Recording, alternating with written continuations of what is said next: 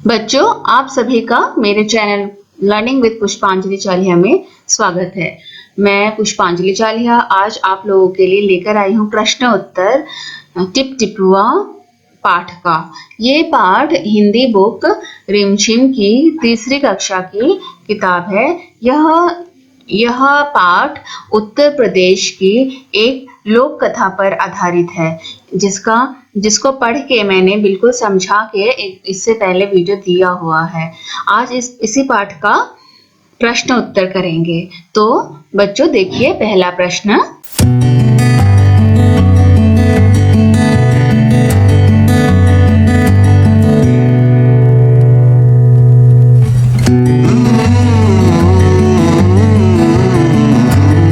पहला प्रश्न इसमें यह पूछा है कि इस कहानी में सभी लोग परेशान थे, तो लेकिन सबकी अलग अलग परेशानी थी।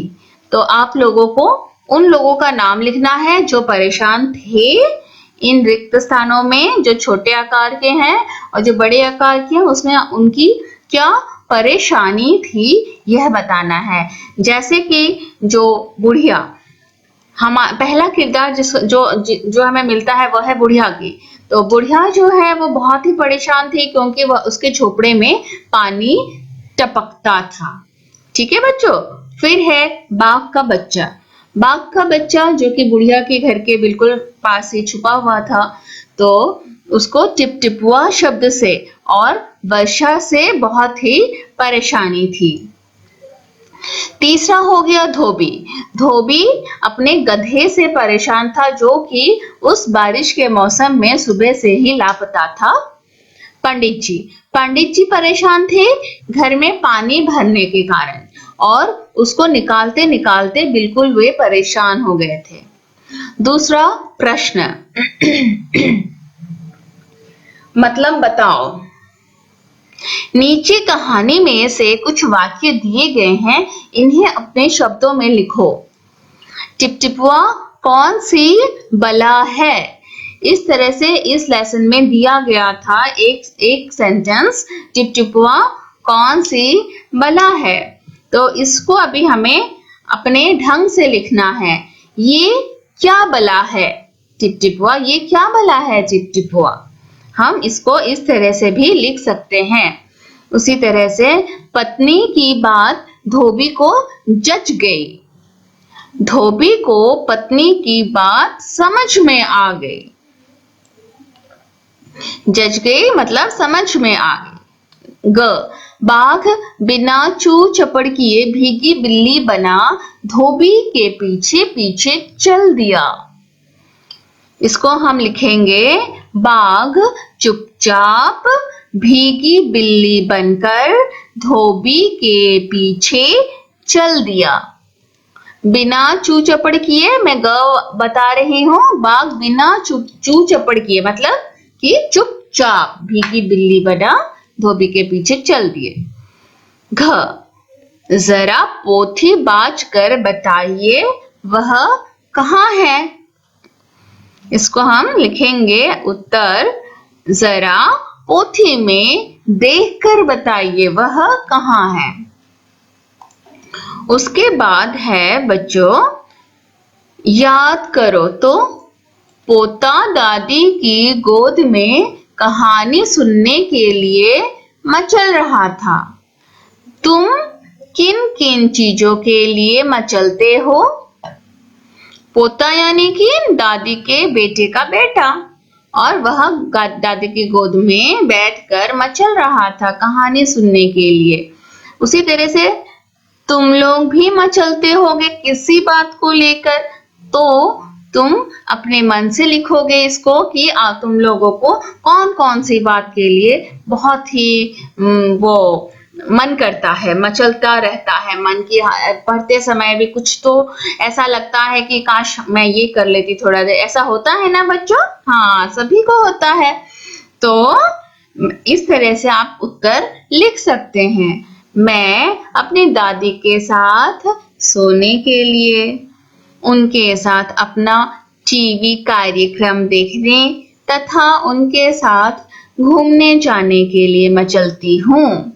और बच्चों जिसके घर में दादी ना हो, उन्हें भी किसी बात के लिए अगर मन करता है तो वे उस तरह से लिखेंगे जैसे कि हाँ, टीवी देखने के लिए सभी बच्चों का मन मचलता ही है, ये तो आप लिख ही सकते हैं। और भी जिस बात के लिए आपको मन मचलता होगा उस बारे में आप लोग अपने पेरेंट्स के साथ बात कीजिए।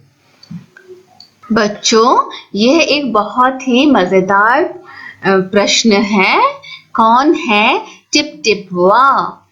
इस लेसन में, इस पाठ में टिपटिपुआ जो है वो जो बारिश के बूंदे टपक रहे थे उसे कहा गया था। उसी को लेकर दादी माँ ने एक बात कही थी और अभी तुम लोगों से इसी बात को अपने अपने भाषा में बोलने के लिए कहा गया है।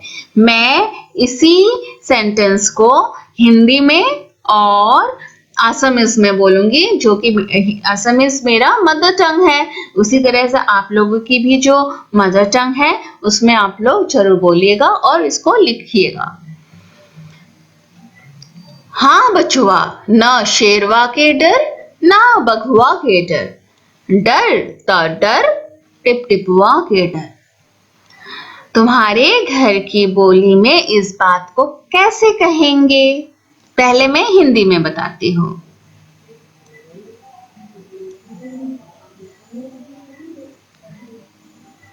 बेटा ना तो मुझे शेर का डर है ना बाघ का, मुझे तो इस टिप टिप करते पानी से डर लगता है। अभी इसी को मैं अपने भाषा में बोलूंगी, ये तो हिंदी की हो गई। फिर माइनाटू, बेटा मीन्स माइनाटू, মই সিংহৰ পৰাও ভয় নাখাওঁ, বাঘৰ পৰাও মই ভয় নাখাওঁ, কিন্তু এই টিপ টিপকে যে বৰষুণৰ পানীখিনি পৰি আছে ঘৰৰ ভিতৰত, हेतु पराहे मोर भय लगे।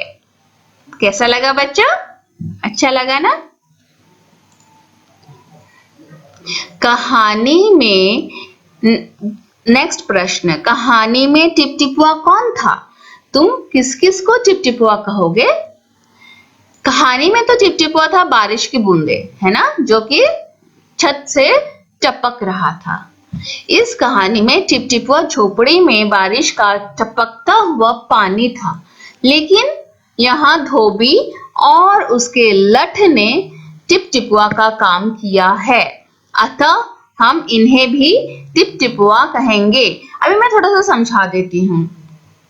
दादी ने जबकि कहा था कि टिपटिपुआ मतलब कि जो छत से टपकता हुआ पानी उसे कहा था, लेकिन यहाँ पे बाघ ने टिपटिपुआ शब्द सुनकर डर गया था और जब धोबी ने उसकी धुलाई करनी चाहिए उस लठ से, तो उसे लगा कि वही धोबी और उसका लठ जो है वही टिपटिपुआ है, इसीलिए इन दोनों को भी हम टिपटिपुआ कह सकते हैं।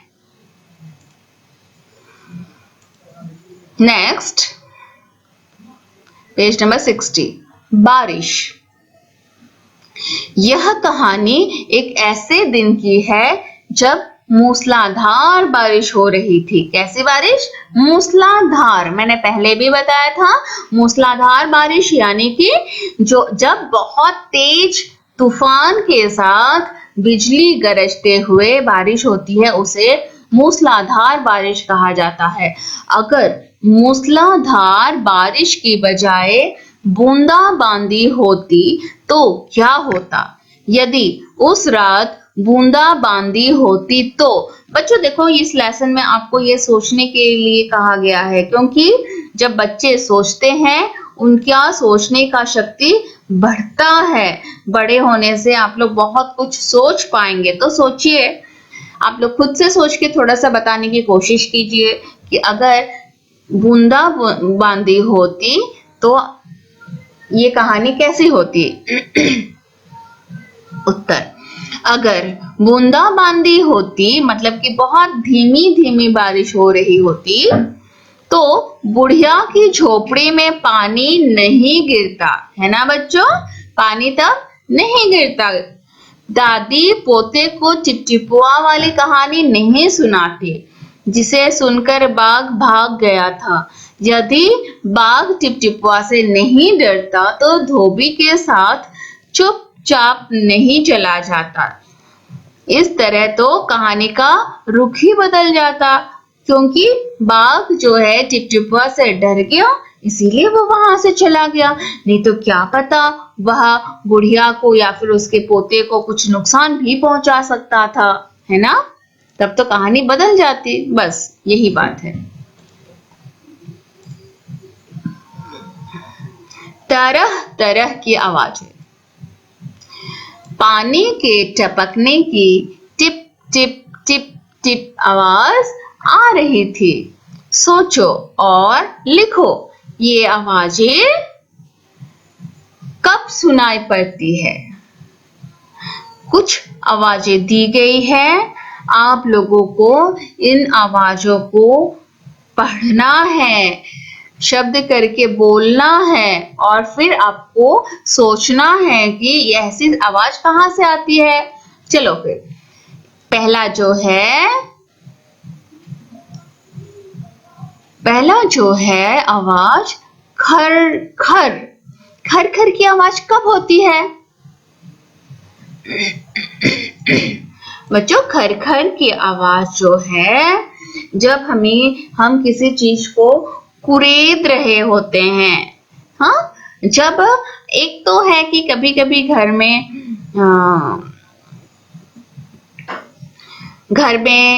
वो बच्चे खर खर करके अपनी गाड़ी चलाते रहते हैं और वो आवाज आती रहती है कान में।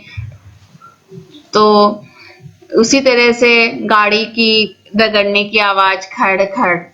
फिर भिन भिन की आवाज मक्खियां जब कानों के पास घूमती रहती है तो भिन भिन आवाज करती हुई घूमती है। ठक ठक, हम जब कोई अगर कहता है कि ठक ठक की आवाज आ रही है तो हम उसका क्या समझते हैं? या तो फिर किसी ने दरवाजा में आके हमें नॉक किया है, ठक ठक, या फिर कोई भी हथौड़े से कील को ठोक रहा हो, ठक ठक की आवाज आती है। चर चर चर, जब गाय घास चढ़ती है तो घास खाते समय उनके मुंह से जो आवाज आती है उसे चढ़ चढ़ कहा जाता है। भक भक, जब कुत्ता भौंकता है हम भक भक भी कह सकते हैं। और जब रेलगाड़ी चलती है हमें बहुत दूर से भक भक भक भक ऐसी आवाज भी आती है।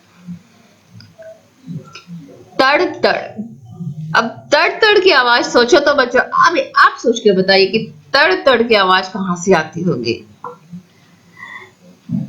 तड़ तड़ की आवाज एक तो जब हमारे घर के ऊपर जो पेड़ हवा जब आती है तो पेड़ क्या है कि हमारे घर के छत जब टीनी के बने होते हैं ना, तो उसमें आके ऐसे लगता है तो ऐसे तड़ तड़ की आवाज आती है। ठीक है बच्चों, उस आंसर को आप खुद से भी लिखिएगा, आप आवाज सुन के। फिर खूंटा में क्या दिया गया है देखते हैं अभी। धोबी ने बाघ को खूंटे से बांध दिया। सोचो और बताओ खूंटे से क्या क्या बांधा जाता है? हाँ बच्चों, खूंटे से हम किसको बांधते हैं? हाँ, आपको भी समझ में आया होगा। खूंटे से गाय को बांधते हैं, भैंस को बांधते हैं, बकरी को बांधते हैं, घोड़ा को बांधते हैं, बैल, ऊंट, सभी पालतू जानवर बांधे जाते हैं। एक से ज्यादा मतलब कि बहुवचन। एक कहानी, सभी कहानियां। एक तितली, कई तितलियां। बच्चों मैं लिख के दिखाती हूँ तितलियां, और लिख के दिखाया होगा इसमें। हाँ, जब भी बहुवचन होती है तो आपको एक बात की ध्यान रखनी है कि क, ह में आ की मात्रा हा, न में बड़ी की मात्रा नी, जब एक वचन होती है। बहुवचन में वही न में छोटी की मात्रा हो गया। देखिए बच्चों, बहुवचन में जब एक से अधिक होती है कोई भी चीज, छोटी की मात्रा आती है तब। सभी कहानियां, एक तितली कई तितलियां। देखिए बच्चों, ल में बड़ी की मात्रा थी एक तितली में, लेकिन तितलियां जब हो रही है तो ल में छोटी की मात्रा हो रही है। अभी अगर इस बात को आप गांठ बांध ले तो आपको कई सारों के बारे में लिखने में, बहुवचन लिखने में आपकी गलती नहीं होगी। एक पत्ती 10 पत्तियां,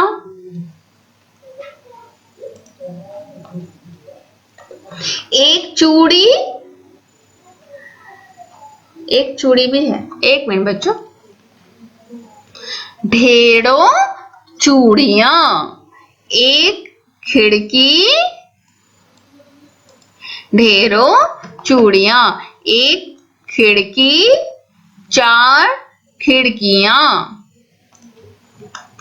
तो बच्चों, इसी के साथ मेरे प्रश्न उत्तर समाप्त होते हैं।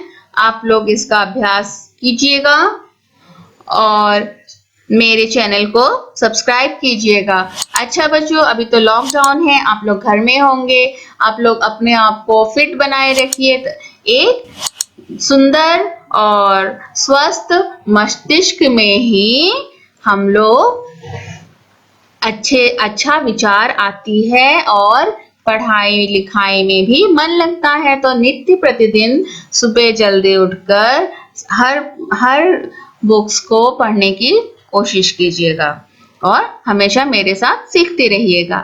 ठीक है बच्चों, आज के लिए इतना ही। नमस्कार।